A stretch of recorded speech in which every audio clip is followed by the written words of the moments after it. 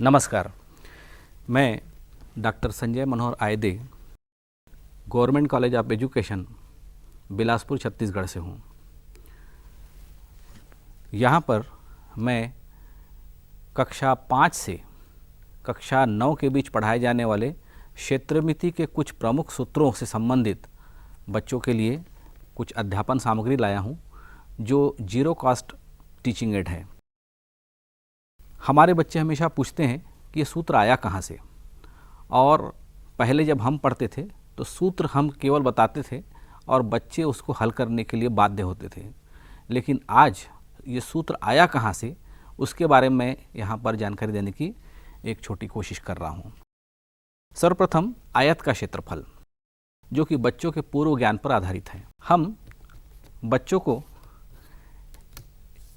एक आयताकार, कोई भी A4 साइज का कागज़ भी हो सकता है, और उससे उन बच्चों को पूछ सकते हैं कि इसकी ज्यामितीय आकृति कैसी है।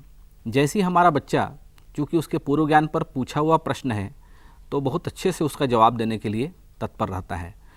वो बता सकता है कि उसकी ये भुजा जो है वो लंबाई भुजा है और ये भुजा जो उसकी चौड़ाई भुजा है। अगला प्रश्न हम उनसे कर सकते हैं कि इस आयताकार वस्तु का क्षेत्रफल हम कैसे ज्ञात करेंगे। इस प्रश्न का उत्तर भी हमारा बच्चा बहुत अच्छे से बता सकता है कि सर, हम स्केल की सहायता से इसकी मापन कर सकते हैं, इसको नाप सकते हैं, और इसकी लंबाई भी नाप सकते हैं, चौड़ाई भी नाप सकते हैं। लंबाई और चौड़ाई नापने के उपरांत हम इन दोनों का आपस में गुणा करके जो आता है हल, उसका वर्ग सेंटीमीटर या वर्ग मीटर जैसी भी इसकी इकाई हो, उसका क्षेत्रफल बहुत आसानी से ज्ञात किया जा सकता है। इसी क्रम को आगे बढ़ाते हुए हम अपने बच्चों को यह भी कह सकते हैं कि चलिए इसको हम इस प्रकार से राउंड शेप दे देते हैं। अब जब हम इसको राउंड शेप दे दिया तो ये कैसी ज्यामितीय आकृति बन गई। तो बच्चा बड़े ध्यान से देखने के बाद इसको पाता है, ये तो उसकी चिर परिचित आकृति है और ये एक बेलनाकार आकृति है। उनसे पूछा जा सकता है कि अभी अभी आपने बताया था कि इसमें लंबाई भुजा कौन सी है, चौड़ाई भुजा कौन सी है, और वो कहाँ गई। तो बड़े आसानी से वो देख के बता सकता है। एक बार वो खोल भी लेगा और फिर उसको लगा के देखेगा कि मैंने लंबाई जो बताई थी वो इस प्रकार से वृत्ताकार स्थिति में बदल गई है, और जो चौड़ाई बताई थी वो लंब ऊंचाई में बदल गई है। तो देखता है कि वृत्ताकार वस्तु का क्षेत्रफल, जिसको हम परिधि कहते हैं, वृत्त की परिधि, क्योंकि ये वृत्ताकार हो गया है, तो वृत्त की परिधि 2πr, और जो उसकी चौड़ाई है वो उसकी लंब ऊंचाई बदल गई है, जो कि h हम मान रहे हैं।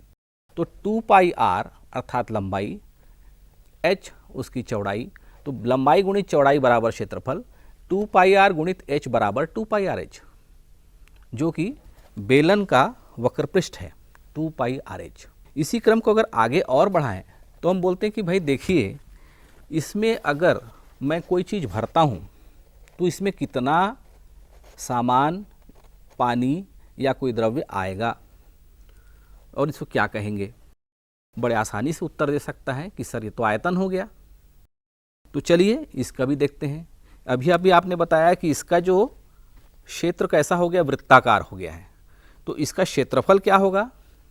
बच्चा आसानी से उत्तर देता है कि सर πr², और ये जो है उसका चौड़ाई वो पुनः ऊंचाई के रूप में है, फिर लंबाई गुणित चौड़ाई बराबर क्षेत्रफल, πr² इंटू h बराबर πr²h, ये बेलन का आयतन। ये सूत्र इस प्रकार से आते जा रहा है। इसी क्रम को और आगे बढ़ाते हैं। हम बोलते हैं इसका संपूर्ण पृष्ठ कैसे ज्ञात करेंगे। जैसा कि है संपूर्ण, पूरा, ऊपर का भी, नीचे का भी, और ये पृष्ठ भी। तो देखता है कि यहाँ भी वृत्ताकार है, यहाँ भी वृत्ताकार है, और अभी अभी उसने उसका वक्रपृष्ठ भी ज्ञात किया है। तो बड़े आसानी से उसका उत्तर वहाँ दे सकता है कि आयताकार शीट अगर हमने लिया है तो उसका क्षेत्रफल हमने लिया लंबाई गुणित चौड़ाई, बेलन के आधार की परिमाप गुणित चौड़ाई हुआ है 2πr गुणित h, 2πrh। इसी क्रम में अगर हम आगे बढ़ा रहे हैं तो 2πrh धन 2πr इंटू 2πr, तो ये कितना हो गया 2πr प्लस 2πr, तो 2πr²। इसको जब हल करते हैं तो 2 पाई r कॉमन निकाल के h प्लस r बेलन का संपूर्ण पृष्ठ हो जाएगा। तो ये एक बहुत सिंपलेस्ट वे में हम बच्चों के साथ इस प्रयोग के द्वारा बच्चे खेल खेल में ये सूत्र आए कहाँ से और इसको किस प्रकार से हम अपने जीवन में उसका उपयोग करेंगे, बहुत आसानी से बच्चों को बताया जा सकता है। धन्यवाद।